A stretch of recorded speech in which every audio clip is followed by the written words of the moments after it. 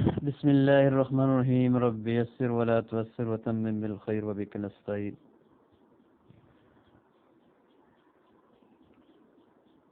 اللهم صل على محمد النبي الأمي وسلم تسليما. باب الرجل يموت له قرابة مشرق والد مشرق.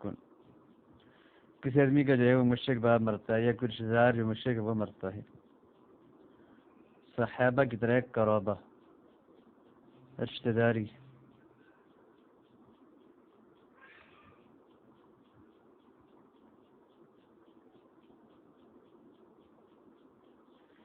اصل لفظ ذو قرابتی ہما ذوا قرابتی ہم ذو قرابتی.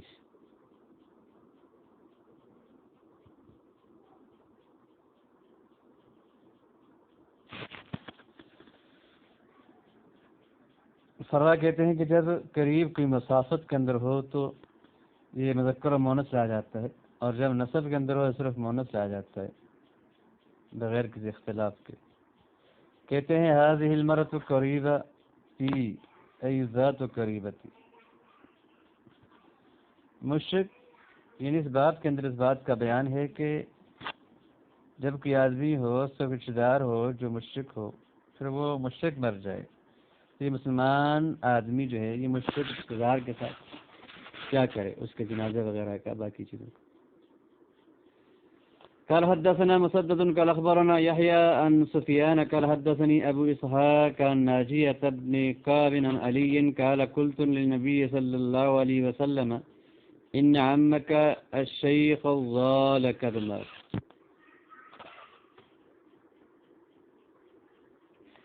حضرت علی رضی اللہ تعالیٰ عنہ سے روایت ہے، کہتے میں نبی پاک صلی اللہ علیہ وسلم سے عرض کی کہ آپ کے چچا جو شیخ ہیں وہ ایک گمراہ ہیں،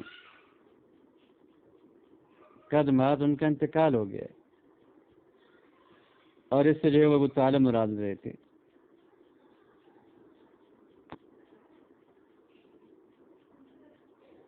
قال اذهب فوار اباك ثم لا تحدثن شيئا حتى تأتيني. فوار اباك تو کہا جاؤ اپنے باپ کو چھپاؤ،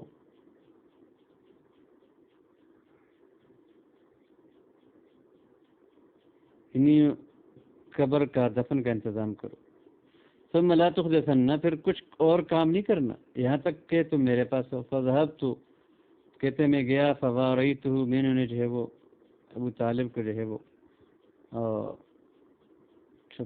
چھپایا.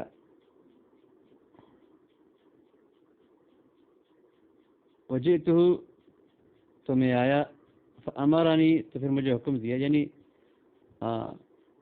کپڑے شپڑے میں نے بھی پہنا دیا، کچھ کر لیا. فاغتسلت تو مجھے پھر آپ نے غسل کا حکم دیا تو میں نے جو ہے وہ غسل کیا. ودعا لی پھر آپ نے میرے لیے دعا مانگی. فصل وجود کے اندر کہ یہ احتمال یہ ہے کہ یہ کافر کے ساتھ خاص ہوگا، کافر کے جو ہے وہ کفن دفن کا آدمی انتظام کرے اور پھر جو ہے وہ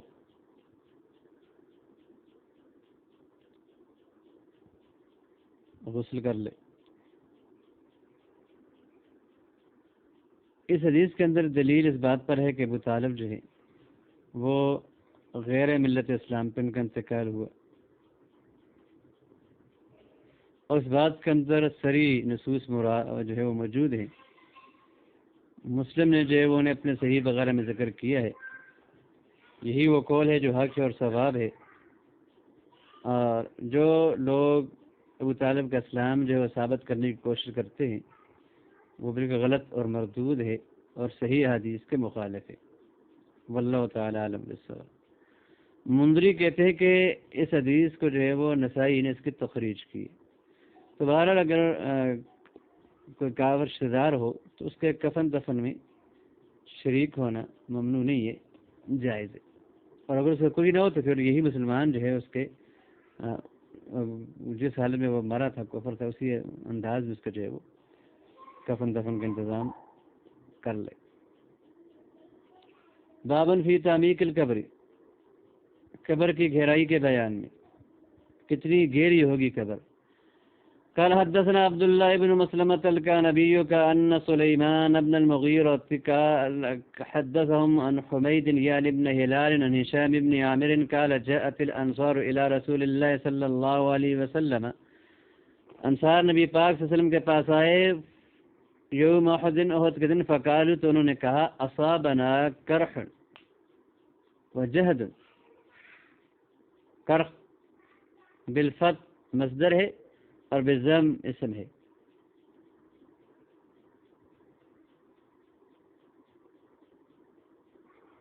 ہمیں زخم اور مشقت اور تھکاوٹ پہنچی ہے، فکیف تأمرنا، آپ ہمیں کیا حکم دیتے ہیں؟ قال اغفروا واوسعوا واجعلوا الرجلين والثلاثة في القبر، آپ نے کہا کہ قبریں کھودو، ذرا کشادہ کرو، اور دو اور تین آدمیوں کو ایک ایک قبر میں رکھو۔ قیل فأیہم یقدم، فرمایا، عرض کیا گیا کہ ان میں سے مقدم کس کو کریں؟ قبلے کی جانب لحد ہوا کرتی تھی، تو قبلے کی جانب سب سے پہلے کس کو رکھیں؟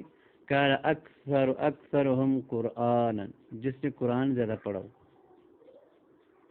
اس روایت پہ بات گزر چکی ہے۔ اکثرهم قرآنا، اس میں جو ہے وہ علم اور عمل کی بڑی تعظیم اور ذیشان ہونے کی طرف اشارہ ہے، خواہ علم و عمل والا آدمی زندہ ہو یا مر گیا۔ قال اصیب ابی یومئذ عامر بین اثنین وقال واحد، کہتے ہیں ہشام کہتے ہیں کہ اصیب ابی، میرے باپ جو ہیں اس دن عامر جو ہیں دو آدمیوں کے درمیان یا ایک آدمی کے ساتھ جو ان کو دفن کیا گیا تھا۔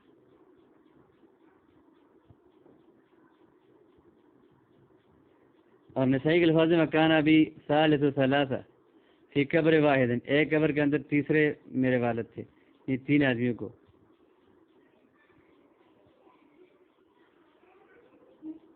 قبر واحد کا یا واحد کا، یعنی شام کہتے ہیں کہ میرے باپ کو جو ہے وہ ایک آدمی کے ساتھ داخل کیا گیا قبر میں، یا تین آدمی یہ تیسرے تھے، واللہ تعالی علم بالصواب۔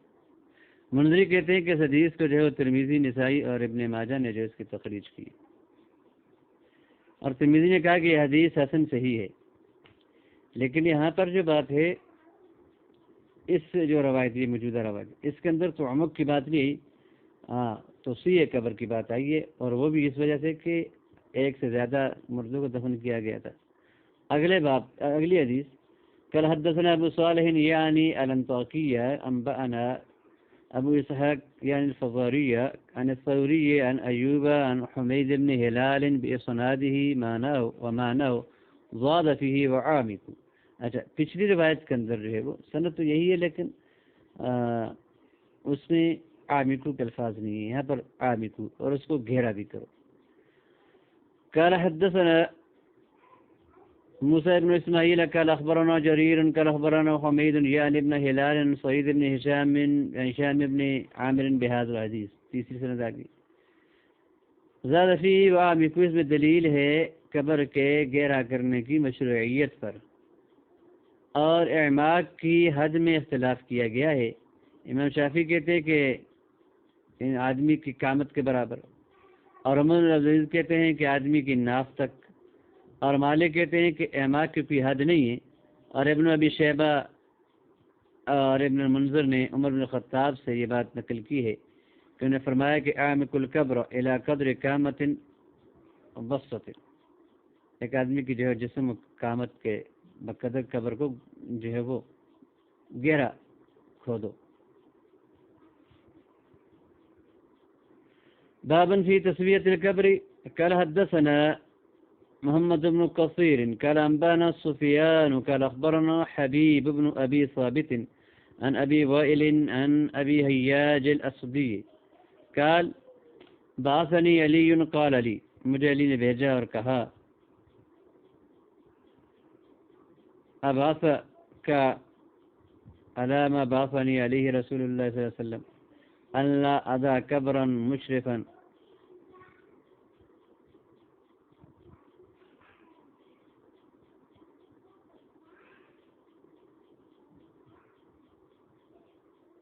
مشرفا الا سويته ولا تمثالا الا تمسته.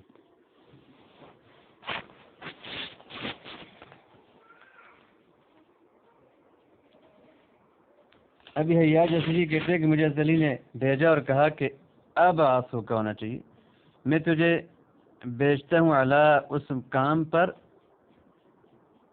بعثنی علیہ رسول، جس سے مجھے نبی پاک نے ایک بار بھیجا تھا کہ اللہ ادا قبر مشرفن، اس بات کے لیے بھیجا تھا کہ میں جو ہے وہ کسی قبر کو نہ چھوڑوں ایسی کہ جو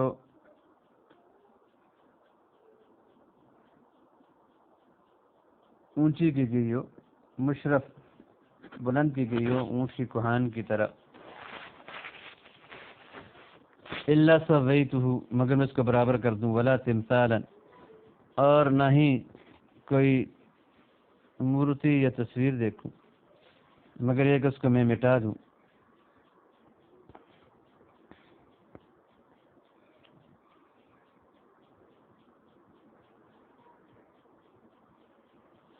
تو سنت یہ ہے کہ قبر کو جو ہے وہ زمین سے بہت زیادہ بلند نہ کیا جائے اور اس کو جو ہے وہ کوہان کی طرح نہ بنایا جائے، بلکہ اس کو اٹھایا جائے لیکن ایک بارش کی طرح اس کو سیدھا رکھا جائے.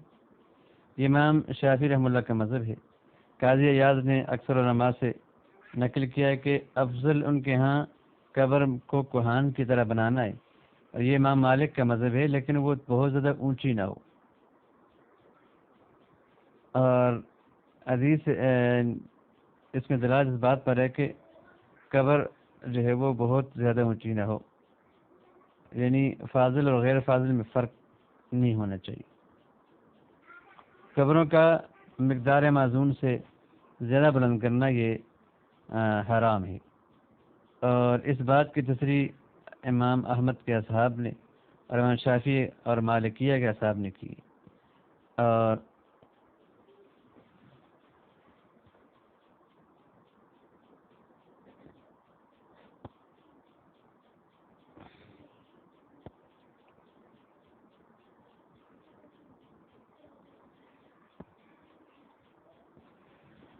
قال حدثنا احمد بن عمرو بن الصرف قال اخبرنا ابن وهب قال حدثني عمرو بن الحارث ان ابا علي العمداني حدثه قال كنا عند فضالة بن عبيد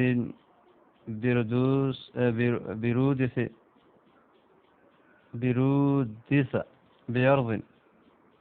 برودس ارض روم میں ایک جگہ پہ ہم تھے. فتوفی صاحب لنا، ہمارا ایک ساتھی وفات پا گیا. فامر فضالۃ بقبرہ، تو ان کی قبر کا جو ہے وہ حکم دیا فضالہ نے. فسویہ، تو اس کے درمیان جو ہے پھر اس کو برابر کیا گیا.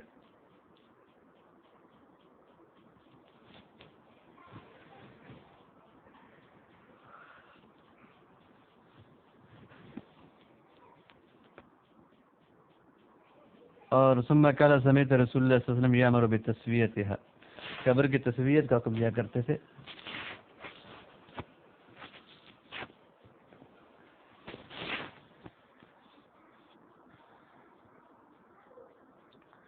قال ابو داود رودس یا روزس جزیرہ فی البحر، بحر کے اندر ایک جزیرہ ہے. قال حدثنا احمد بن صالح قال حدثنا ابن ابي فديك قال اخبرني عمرو بن عثمان بن هاني القاسم قال دخلت على عائشة فقلت يا اكشفي لي من قبر رسول الله صلى الله عليه وسلم وصاحبيه رضی اللہ عنہما، کہ جی میرے لیے جو ہے نبی پاک ان کے جو صحابہ ان کی قبر کو کھول دیجیے. تو فکشفت لی عن ثلاثۃ قبور، تو آپ نے جو ہے میرے لیے 3 قبریں کھولی. لا مشرفہ، نہ وہ بہت زیادہ بلند تھیں، ولا واطیہ، نہ ہی بہت زیادہ نیچے تھی. مبطوحۃ ببطحاء العرص الحمراء،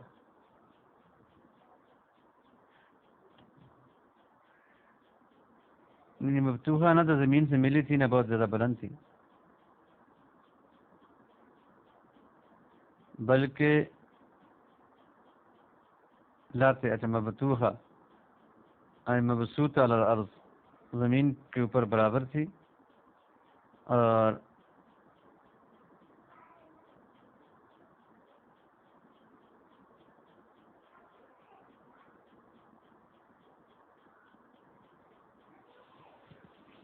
مطبوعہ یونس کے اندر جو قبریں بنائی گئی تھی تو اس میں کچھ چھوٹی چھوٹی کنکریاں ڈالی گئی تھی. بدخال عرصہ اور جو مٹی رمل عرصہ جو تھی جو جگہ تھی اس کی ساتھ وہ ملی ہوئی تھی.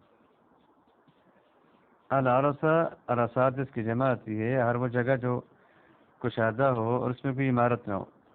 بدخال سے مراد مسیر واسع اور جس میں جو ہے وہ چھوٹی چھوٹی کنکریاں ہوں اور مراد یہاں پر کنکریاں ہیں. حمرا جو ہے یہ بدخواہ کی صفت ہے, یہ عرصہ کی صفت ہے.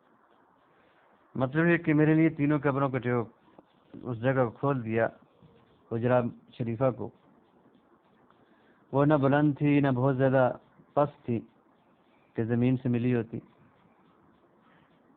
مبسوطہ تھی, پھیلائی ہوئی تھی اور برابر تھی. بات یہ ہے کہ جو زمین سے اوپر اس کو نیچے کر دیا جائے یہاں تک اس کو برابر کر دیا جائے اور فرق ختم ہو جائے. اور اس کا زیادہ سے معنی یہ ہے کہ اس کے اندر جو ہے وہ بدخل عرصہ القمرہ سرخ رنگ کی جو ہے وہ کنکریاں ڈالی گئی تھی مٹی کے اوپر.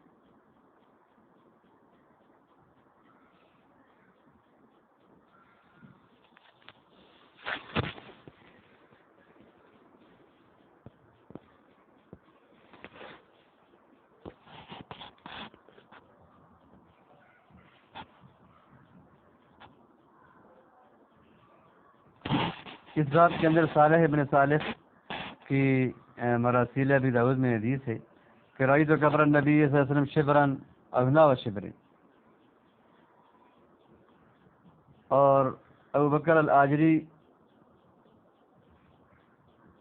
نے جو ہے وہ اپنی کتاب صفت قبر نبی کے اندر ذکر کیا ہے. رأیت قبر صلی اللہ علیہ وسلم فی عمارت عمر اور عبد العزیز فرأیتہ مرتفعا نحو من 4 اصحاب, 4 انگلی کے برابر میں نے اس کو اونچا دیکھا. ورأیت قبر ابی بکر وراء قبری, میں نے آپ کی قبر کے پیچھے جو ہے ابو بکر صدیق قبر کو دیکھا. ورأیت قبر عمر وراء قبر ابی بکر اسفل, میں نے سے نیچے تھی. بخاری نے اپنی صحیح کے اندر سفیان التمار سے ذکر کیا کہ انہ رأى قبر النبی صلی اللہ علیہ وسلم مصنما, یعنی اس کو بلند دیکھا. تسنیم تصدیق کی ضد ہے, یعنی کوہان کی طرح بنانا اور سیدھا کرنا. اہل علم نے جو ہے وہ تسنیم اور تصدیق یعنی اس کو کوہان کی شکلیں بنایا جائے یا بالکل زمین کے ساتھ اسے ملایا جائے, تو اس بات پر تو سب کا اتفاق ہے کہ دونوں جائز ہیں. لیکن امام شافعی اور بعض اصحاب جو ہے وہ اس بات کی طرف گئے ہیں کہ تصدیق جو ہے وہ زیادہ افضل ہے, اور نے جو ہے وہ قاسم بن محمد کی روایت اور باقی اسی روایتیں ان سے دلیل پکڑی ہے. اور سفیان التمار کے قول کے بارے میں کہا کہ اس میں کوئی حجت نہیں ہے, جیسا کہ بیعقی نے کہا کہ اس بات کا بھی استعمال ہے کہ نہیں پاک سے اس میں قبر جو ہے وہ شروع میں مثلا ہو سکتا ہے کہ وہ مستق ہو اور بعد میں اس کو جو ہے وہ کوہان کی طرح بنا لیا گیا ہو.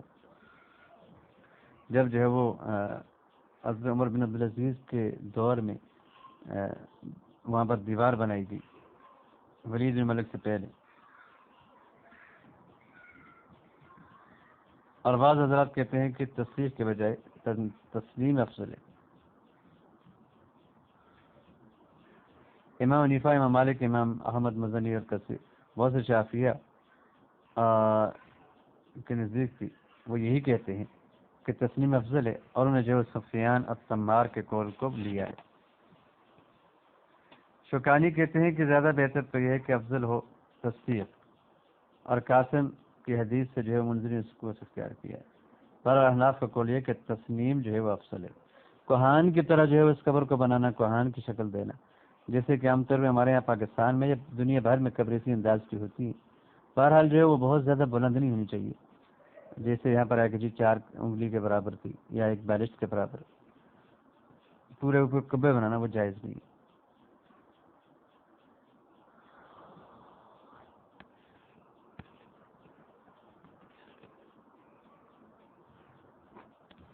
قال ابو علی قال ان رسول اللہ صلی اللہ علیہ وسلم مقدم, کہا جاتا ہے کہ یہ پاک جو ہے وہ آگے ہیں, وہ ابوبکر ان دراسی, ابوبکر آپ کے سر کے پاس ہے, اور عمر ان داری جلئی, اور عمر جو ہے وہ ان داری جلئی ہے, وہ آپ دونوں کے پاؤں کے برابر ہیں.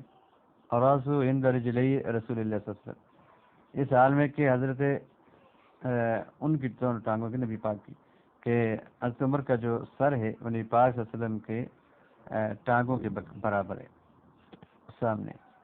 باب الاستغفار عند القبر للمیت فی وقت الانصراف، واپسی پہ جو ہے وہ میت کے لیے قبر پر استغفار کے بیان میں۔ قال حدثنا ابراہیم بن موسى الرازي قال حدثنا هشام عن عبد الله بن ابي بخير بن وريسان عن علي مولى عثمان عن عثمان بن عفان قال كان النبي صلى الله عليه وسلم اذا فرغ من دفن الميت وقف عليه، نبی پاک صلی اللہ علیہ وسلم جب میت کے دفن سے فارغ ہوتے تو کھڑے جاتے اس پر، فقال استغفروا لاخیکم واسألوا له بالتثبیت، اپنے بھائی کے لیے جو مغفرت طلب کرو اور اس کے لیے ثابت قدمی کا سوال کرو، فإنه الآن يسأل، اب اس سے پوچھا جا رہا ہے۔ ابو داؤد کہتے ہیں کہ بخیر ابن ریسان، لفظ بخیر ابن ریسان ہے، ریسان ہے۔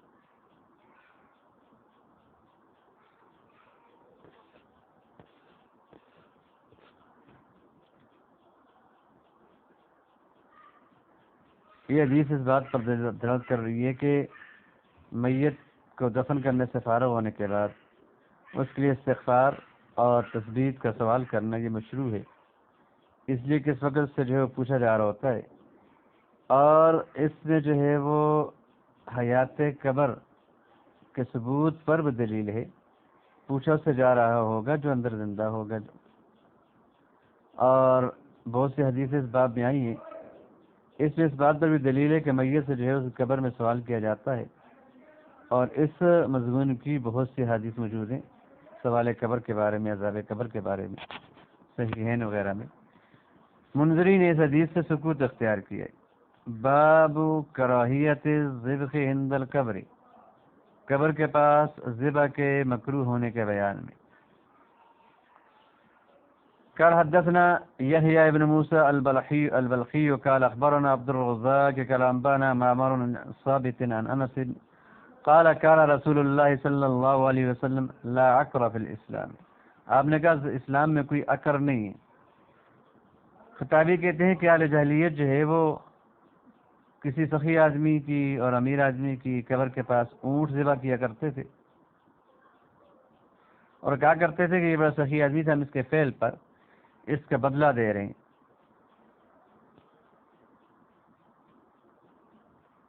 جو ہے کہ وہ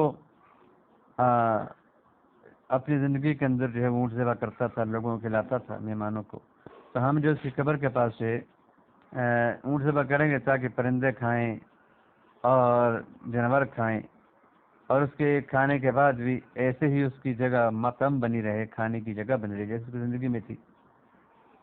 اور بعض حضرات تو اس طرف بھی گئے ہیں کہ جب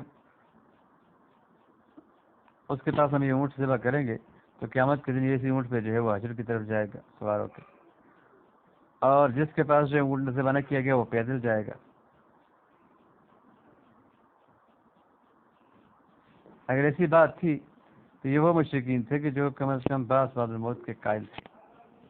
بہرحال تو اس طرح کا عقر جو ہے وہ اسلام کے اندر نہیں کہ قبر پہ جو ہے وہ اس طرح کا کوئی جانور ذبح کرنا، تاکہ نہ تو جانوروں کے لیے چھوڑنا اور نہ ہی ذبح کر کے اپنے گھر لے جانا، یہ جائز نہیں ہے۔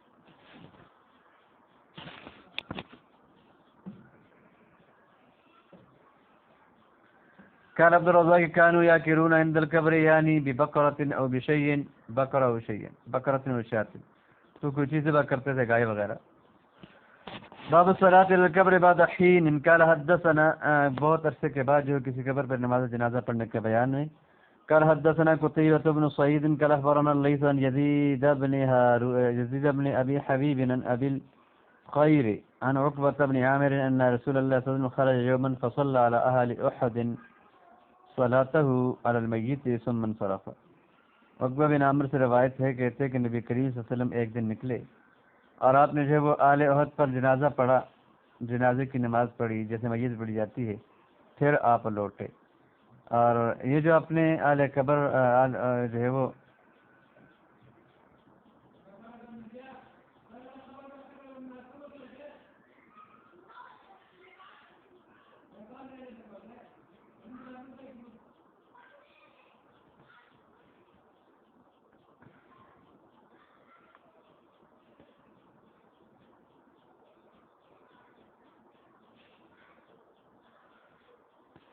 مسلم کی روایت کے اندر ہے کہ نبی کریم صلی اللہ علیہ وسلم جو ہے وہ صلی اللہ علیہ وسلم علی قتل احد، آپ نے احد کے شہیدوں پر جنازہ پڑھا، ثم صعد المنبر، پھر ممبر پر چڑھے، کالموضع للاحیاء والاموات، ایسے جیسے کہ جو ہے وہ زندوں اور مردوں کو جو ہے الوداع کرنے والا ہوتا ہے، فقال انی فرطکم علی الحوض، آپ نے کہا کہ میں حوض پر تم سے پہلے تمہیں پانی پلانے کے لیے موجود ہوں گا، اور پھر پوری حدیث سے ذکر کی۔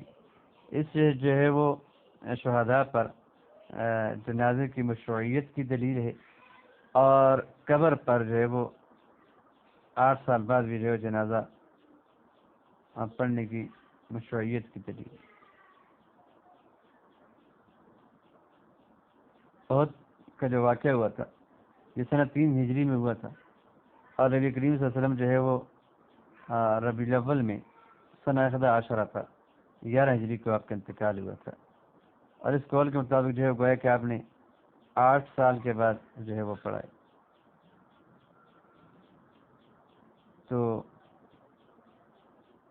اگر ہم جبر القص کریں، قصر کو چھوڑ کے جو ہے وہ صحیح عدد لیں، وگرنہ 7 سال اور کچھ عرصہ تو گزرا ہی ہے، آپ نے جو ہے وہ جنازہ پڑھا۔ خطابی کہتے ہیں کہ اس بات میں جو ہے وہ دلیل اس بات کی ہے کہ نبی کریم صلی اللہ علیہ وسلم نے جو ہے وہ آل احد پر ایک مدت کے بعد جنازہ پڑھا، اور یہ اس بات پر دعویٰ کرتا ہے کہ شہید پر جو ہے وہ جنازہ پڑھا جائے گا جیسے میت پر عام اپنی آپ حتفاً فی مرنے والے پر جنازہ پڑھا جاتا ہے، اور یہ قول ہے امام ابو حنیفہ کا۔ اور پہلی جو خبر ہے ان پہ جو ہے جنازہ چھوڑنے کی احد کے دن، وہ اس معنی پر ہے کہ آپ صلی اللہ علیہ وسلم جو ہے وہ اس دن فارغ نہیں تھے، اور زخمیوں وغیرہ کے ساتھ دوسرے کاموں کے ساتھ مشغول تھے، اور وہ بڑا مشکل دن تھا مسلمانوں پر، تو گویا کہ اس دن مسلمانوں کو جنازہ چھوڑنے کی جو ہے وہ عذر دیا گیا۔ علماء میں سے بات وہ ہے کہ جو صلات کو جو ہے دعا پر محمول کرتے ہیں، یعنی آپ نے آل احد کے لیے دعا پڑھی، لیکن بعض روات نے تو بالکل واضح کہا ہے کہ صلاتہ علی المیت، یعنی جیسے میت پہ جنازہ پڑھا جاتا ہے ایسے آپ نے جنازہ پڑھا۔ تو یہ جو لفظ ہے یہ ان کی حمل کو دفع کرتا ہے، اور بعض یہ کہتے ہیں کہ نبی پاک صلی اللہ علیہ وسلم کے خصائص میں سے ہے، اور آپ نے اس سے جو ہے توضیح کا ارادہ کیا، اور احیاء کی جو توضیح ہوتی ہے الوداع کہنا ہوتا ہے وہ تذکیر ہوتی ہے، اور وقت دعا ان کے لیے جو ہے وہ دعا ہوتی ہے، اور اموات کے لیے تو صرف استغفار۔ اور یہ صلاۃ القبر کے باب میں اس پر بات گزر چکی ہے۔ منذری کہتے ہیں کہ اس حدیث کو بخاری، مسلم اور نسائی نے جو ہے وہ اس کی تخریج کی ہے۔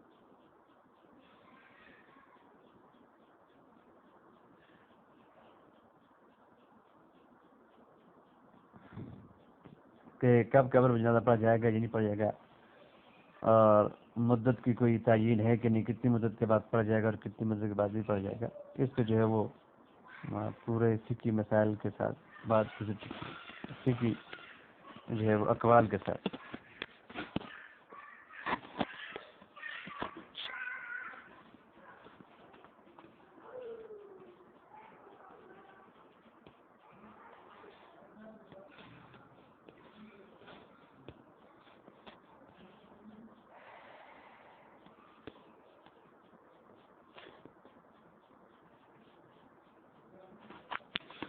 باب فی البناء علی القبر، قبر کے اوپر عمارت بنانے کے بیان میں۔ قال حدثنا احمد بن حنبل قال اخبرنا عبد الرزاق قال اخبرنا ابن جريج قال اخبرني ابو الزبير انه سمع جابرا يقول سمعت النبي صلى الله عليه وسلم ان يقعد على القبر وان يكسس ويبنى عليه۔ جابر رضی اللہ عنہ سے روایت ہے، کہتے کہ میں نے پاک کو سنا کہ آپ صلی اللہ علیہ وسلم نے جو ہے قبر کے اوپر بیٹھنے سے اور قبر کے اوپر جو ہے وہ یجسس کلفظ یہاں پر کسس یہ جیسے کہتے چونا لگانا، اس کو پکا کرنے سے، اور یبنى علیہ اور اس پر عمارت بنانے سے جو منع کیا ہے۔ یہ جو حدیث ہے قبروں کی تجسیس اور ان پر بیٹھنے اور ان پر عمارت بنانے کی کراہت پر دلالت کرتی ہے۔ منذری کہتے ہیں کہ اس حدیث کو مسلم، ترمذی، نسائی، ابن ماجہ نے اس کی تخریج کی ہے، اور مسلم کے اندر جو ہے وہ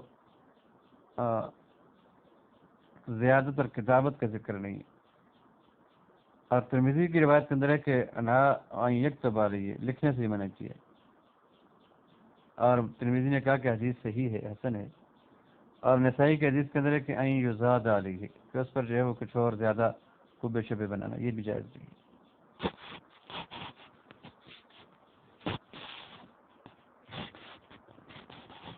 قال حدثنا مسدد وعثمان بن ابي شيبه قال اخبرنا حفص بن غياث عن ابن جريج عن سليمان بن موسى وعن الزبير عن جابر بهذا الحديث. اس سند کے ساتھ بھی یہ حدیث جو ہے منقول ہے کہ قبور کے اندر، قبروں کے اوپر جو ہے وہ بیٹھنا بھی مکروہ ہے، قبروں کے اوپر جو ہے وہ قبے بنانا بھی مکروہ ہے، عمارت بنانا بھی مکروہ ہے، اور اسے جو ہے پکا کرنا بھی مکروہ ہے. لیکن اگر کوئی ایسا علاقہ ہو کہ جہاں پر مٹی ایسی ہو، ریتلی مٹی ہوتی ہے اور بارش اس کو بہا کے لے جاتی ہے، اور اگر اس کو جو ہے وہ مضبوط نہ کیا جائے یا کناروں پہ پتھر لگا کے اس مٹی کو نہ روکا جائے تو قبر جو ہے وہ جلدی پھٹنے اور کھولنے کا خطرہ ہوتا ہے. تو وہاں پر جو ہے وہ اتنی گنجائش ہے کہ قبر کے جو ہے وہ کناروں پہ اس طرح کے مضبوط پتھر رکھ دیے جائیں، اس کو پکا کر دیے کہ درمیان میں مٹی جو ہے وہ ٹھہری رہے. البتہ سنگ مرمر کی قبریں بنانا اور قبے بنانا، یہ چیزیں جو ہے وہ شرعاً جائز نہیں ہیں.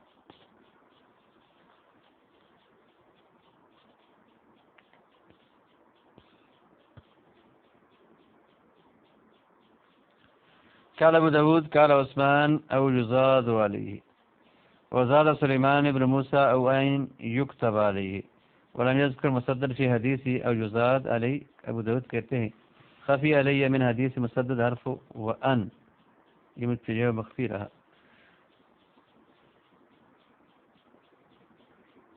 بہقی نے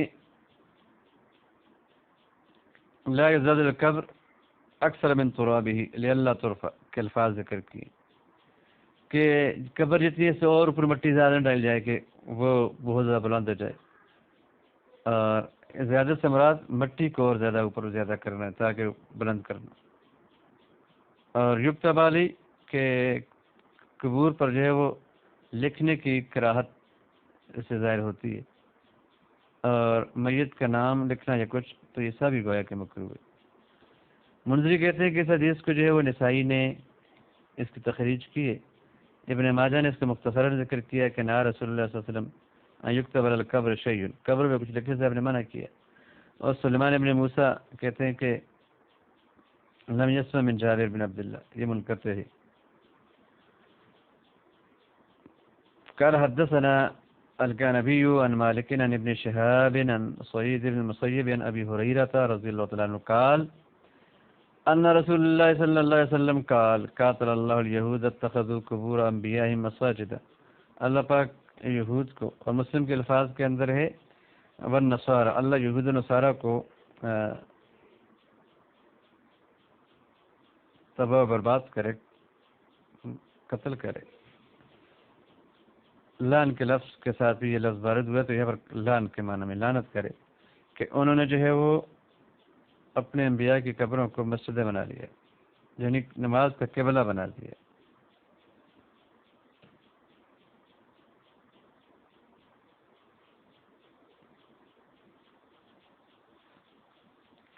ان کی طرف وہ نمازیں پڑھتے ہیں، یا اس کا مطلب یہ ہے کہ انہوں نے اپنی ان قبروں پر جو ہے مساجد بنا دی ہیں جس میں وہ نمازیں پڑھتے ہیں.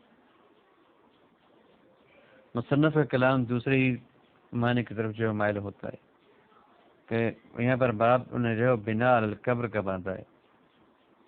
کراہت کی وجہ یہ ہے کہ یہ قبر کی عبادت کی طرف جو وہ لے جانے والا ہے. پہلے آپ اس کی طرف جو ہے نماز پڑھیں گے اور پھر قبر ہی کی نماز شروع کر دیں گے. منذری کہتے ہیں کہ عزیز کو جو ہے بخاری مسلم اور نسائی نے اس کی تخریج کی ہے.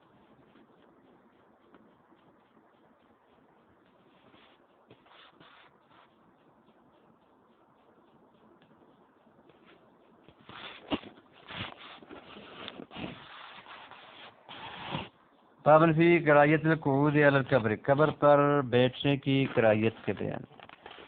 قال حدثنا مسدد قال اخبرنا خالد قال اخبرنا سهيل بن ابي صالح عن ابي هريره قال قال رسول الله صلى الله عليه وسلم لأن يجلس احدكم على جمرة فتخرق الصياب، یہ کہ تم میں سے کوئی کسی انگارہ میں بیٹھے کہ اس کے کپڑے کو جلا دے، حتی تخلص الى جلدہ، یہاں تک کہ وہ انگارہ کپڑوں کو جلا کے اس کی جلد تک پہنچ جائے، چمڑے تک، خیر لہ من ان یجلس علی قبر، اس کے لیے بہتر اس بات سے کہ وہ قبر میں بیٹھے. تو قبر میں بیٹھنا اس سے بھی زیادہ خطرناک ہے، انگارے پہ بیٹھنے سے بھی زیادہ خطرناک ہے.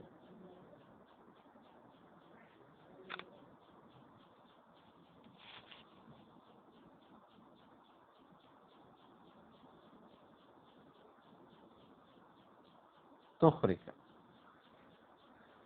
صیابہ، کپڑوں کو جلاتے، خط تخلص ای تفل،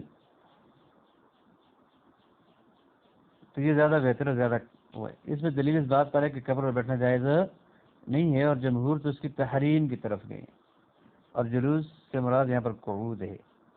طحاوی نے محمد بن کعب کی حدیث ذکر کی ہے، کہا کہ انما قال ابو ہریرہ من جلس علی قبر یبول علیہ او یتغوط فکانما جلس علی جمرۃ، جو آدمی قبر میں بیٹھ کے پیشاب کرتا ہے یا پخانہ کرتا ہے گویا کہ وہ کسی انگارے پہ بیٹھتا ہے. فتح میں کہا کہ جی اس سند کی جو حدیث روایت ہے وہ اس کی جو سند ہے وہ ضعیف ہے، یہ ابو ہریرہ کی جو روایت ہے جس کے اندر جو ہے وہ یبول علی یا یتغوط کے الفاظ ہیں. نافع کہتے ہیں کہ ابن عمر جو ہے وہ قبر پر بیٹھا کرتے تھے، اور صحابی کی مخالفت اس حدیث کے ساتھ جس کو وہ روایت کرے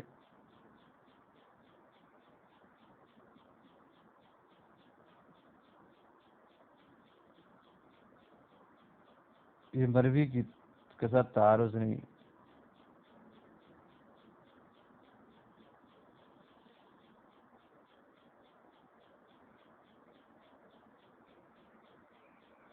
واللہ عالم، از عمر ابن عمر تک شاید یہ بات پہنچی نہ ہو.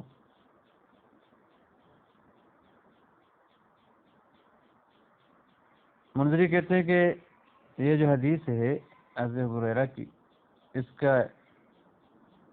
کی تخریج جو ہے مسلم نسائی اور ابن ماجہ نے بھی کی.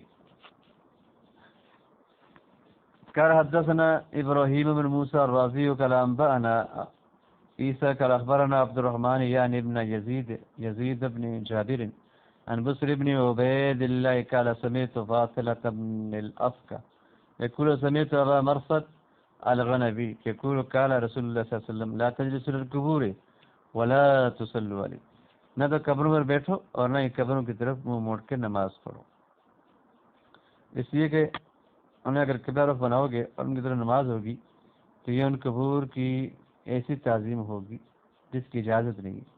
اور منذری کہتے ہیں کہ اس حدیث کو مسلم، ترمذی اور نسائی نے اس کی تخریج کی. تو قبر کے اوپر جو ہے وہ بیٹھنا، قبر کی طرف جو ہے وہ رخ کر کے نماز پڑھنا یہ جائز نہیں ہے. لہٰذا اگر کوئی مسجد ہو تو اس کے قبلہ رخ میں قبریں نہ بنے جائیں، تاکہ قبروں کو پوجا اور قبروں کو سجدے کا جو ہے وہ شکل بھی نہ بنے اور اس کا گمان بھی نہ ہو، اور اس طرح کا انداز بھی نہ ہو کہ کوئی یہ بار بار نہ سمجھے کہ آدمی جو ہے قبر کو پوجا کر رہا ہے اور قبر کی طرف سجدہ کر رہا ہے. اولیاء کی مزارات پہ سجدہ کرنا قبروں کی طرف مطلقاً حرام ہے، اور اس کو جائز سمجھنا تو بہت ہی خطرناک ہے. واللہ تعالی عالم بالصواب وما علینا الا البلاغ. باقی انشاءاللہ اگلا سبق کے اندر